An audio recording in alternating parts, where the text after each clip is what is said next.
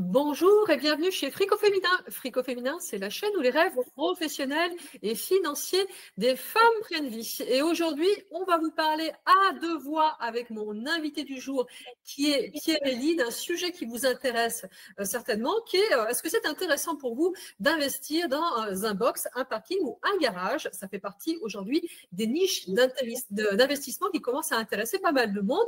Et du coup, j'ai le plaisir d'accueillir Pierre-Élie. Bonjour. Bonjour Ophélie.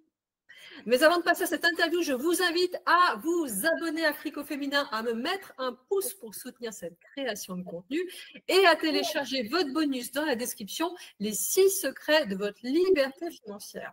Alors justement, Pierre-Élie, ça fait partie des niches liées à l'investissement immobilier, le fait d'acheter un box, un garage ou un parking. Est-ce que tu peux nous en dire deux mots? Oui, effectivement, les parkings, c'est de l'immobilier.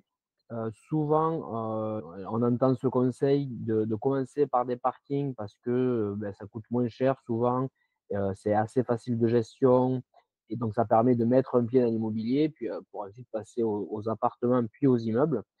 Alors là, il y a différents types de cas de figure. Souvent, justement, quand on achète un parking, un garage, il est lié, on va dire, à un bien immobilier et aux conditions locatives auxquelles on accède. Mais il est tout à fait possible, en fait, de le louer séparément, voire de l'acheter séparément.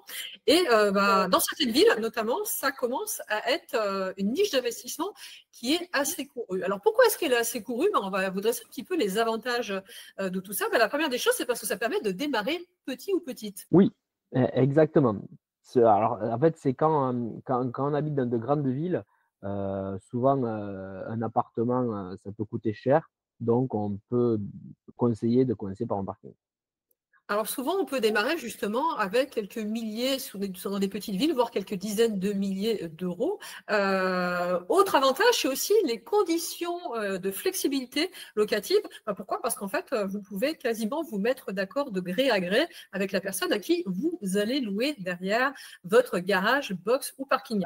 Effectivement, on n'habite pas dans son parking, donc c'est beaucoup plus facile en termes de gestion et en termes de contraintes légales. Ça se fait un peu plus au cas par cas avec le locataire. Oui, alors justement, parce qu'il y a pas mal de personnes qui ont très très peur de la relation avec le locataire. Et là, finalement, c'est beaucoup plus simple de gérer cette partie-là. Autre chose, c'est la question aussi des charges liées à la copropriété et de tout ce qui est charges collectives, parce que souvent, c'est relativement réduit, à moins bien sûr que vous vous retrouviez dans un gros ensemble immobilier. Oui, bon, de manière globale, moi, je déconseille les biens où les charges de copropriété sont trop élevées, donc soit carrément éviter les copropriétés, soit aller dans des petites copropriétés où il n'y a pas d'ascenseur et des choses comme ça. Mais effectivement, de toute façon, un parking, vu que ça compte pour moins de tantièmes qu'un appartement, les charges de copropriété sont réduites. Et puis la dernière chose, c'est qu'il y a moins besoin de prévoir des frais d'entretien, de rénovation, ainsi de suite, parce que c'est quelque chose finalement d'assez basique et d'assez simple, et encore plus si c'est uniquement une place et pas, on va dire, un espace en dur qui se ferme. Donc là, finalement, vous avez peu de chances d'avoir des mauvaises surprises dans la durée. Si c'est une place de parking, à part un coup de peinture tous les 10 ans, il n'y a effectivement pas grand-chose. Si c'est un box, non plus, parce qu'il n'y a pas de cuisine avec de la plomberie qui peut fuir ou des choses comme ça. Bon, peut-être une ampoule à changer de temps en temps, mais effectivement, en termes d'entretien, c'est plutôt léger. Par contre, il y a des limites aussi à tout ça, et souvent, que c'est, on va dire, des biens et un investissement qui va moins se valoriser dans le temps que d'autres investissements immobiliers. C'est pour cette raison principalement que je n'en ai pas acheté. C'était ma façon de voir les choses quand j'ai démarré. Un bien immobilier, il y aura toujours besoin de se loger et bon, le nombre d'habitants sur la planète augmente sans cesse, notamment en France, mais de manière plus globale. Donc, un bien immobilier, ça va se valoriser sur du long terme, c'est une certitude, ça prend de la valeur. Un parking, ça dépend des législations. Et étant donné que les voitures sont de plus en plus dans le collimateur des autorités, eh bien, il est possible qu'à l'avenir, elles soient carrément interdites dans les centres-villes et donc ça perde de la valeur. Alors ça, justement, c'est aussi la question de l'intérêt par rapport à sa vision des choses. Et puis, comme tu disais, l'évolution des modes de vie. Parce que la question des voitures et de la place des voitures va changer selon les endroits. Et ça aussi, bah, ça fait partie des choses sur lesquelles on doit éveiller vos consciences. C'est qu'en fait, le fait de se dire est-ce que c'est un bon ou pas forcément un très bon investissement pour moi ou adapté à ma situation, c'est vraiment regarder au cas par cas en fonction de l'endroit où vous avez décidé d'investir. Moi, dernièrement, de ce sujet-là, j'en parlais avec des gens qui ont investi notamment sur des zones urbaines en tension que sur Lyon ou Annecy. Investir actuellement dans un parking sur Lyon ou sur Annecy, c'est un très bon investissement. C'est très recherché d'ailleurs. Pourquoi? Parce qu'il y a encore énormément de voitures et à côté de ça, on sort les voitures des centres-villes, donc le peu de parking ou de place sont complètement prises d'assaut. Mais est-ce que ça durera comme ça dans les 40 prochaines années? C'est pas si évident que ça. C'est pas évident et comme ma vision de l'investissement, c'est d'investir sur le plus long terme possible, quitte à ce que nos enfants héritent de nos investissements, un bien immobilier dans 40 ans, un appartement, une maison, il y aura toujours des demandes. Une place de parking, bonne question, aucune idée. À mon avis, beaucoup moins qu'actuellement. Et effectivement, il y a certaines villes où ça explose parce qu'il y a encore beaucoup de voitures et peu de places de parking. Mais les prix ont déjà aussi augmenté. Et donc, à quel prix on achète aujourd'hui? Est-ce qu'il n'y a pas, pour le même prix, des investissements plus rentables à faire? On vous le dit toujours, finalement, la question de l'investissement, c'est à regarder en fonction de votre intérêt, des moyens que vous voulez y mettre, de la manière dont vous voyez le monde, de l'échéance à laquelle vous vous projetez. En fait, il n'y a jamais une seule bonne réponse par rapport à tout ça.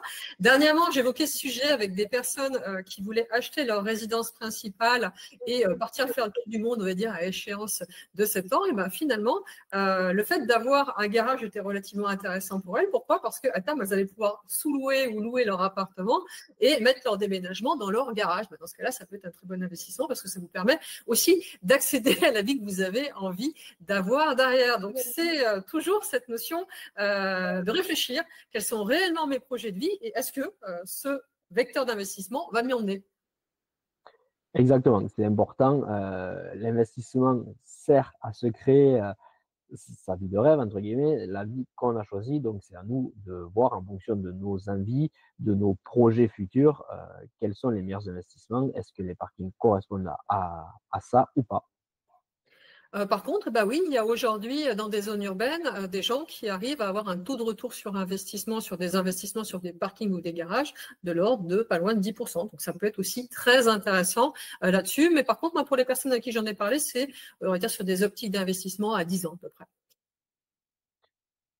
Oui, tout à fait. Dans certaines villes, moi j'avais fait des petites recherches. Globalement, c'est entre 5 et 10% qu'on peut viser comme rendement sur des parkings. Ça peut même aller jusqu'à 12% dans certaines villes.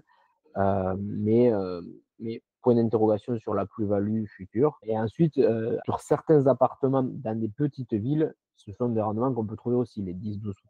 Certains appartements ou maisons de ville.